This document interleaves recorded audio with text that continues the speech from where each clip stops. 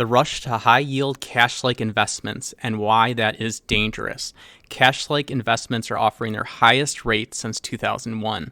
While official metrics of inflation appear lower than yields on cash-like investments, I believe the actual rate of inflation that ordinary Americans are facing exceeds 5%, which is what these cash-like investments are paying. These investments will almost certainly trail inflation. Inflation is 3%, core inflation is 4.1%, and then these cash-like investments and CDs and T-bills or whatever, they're paying at most maybe 5%, maybe more than that.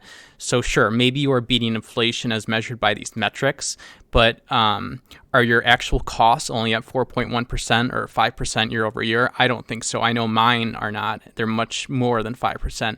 I do not think that the measures of inflation correctly reflect what the average American is spending their money on.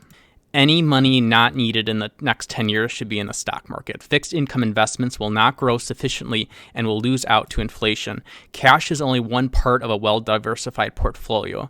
The younger you are, the more stocks you should be in. The article features a 25-year-old insurance analyst who has more than a quarter of his portfolio in treasury bills, money market funds, and a high-yield savings account. This young man has 3 decades of working life ahead of him before retirement. Why is he wasting time and sacrificing market returns in low risk, low reward cash-like instruments? It is really quite ridiculous if you ask me. People in their 20s should not be parking money in treasuries, CDs, and savings accounts.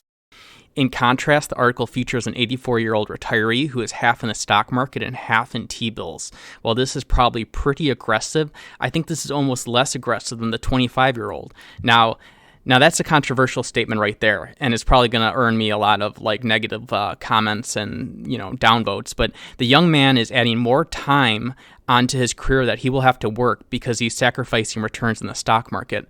The article also mentions a 44-year-old strategic communication consultant.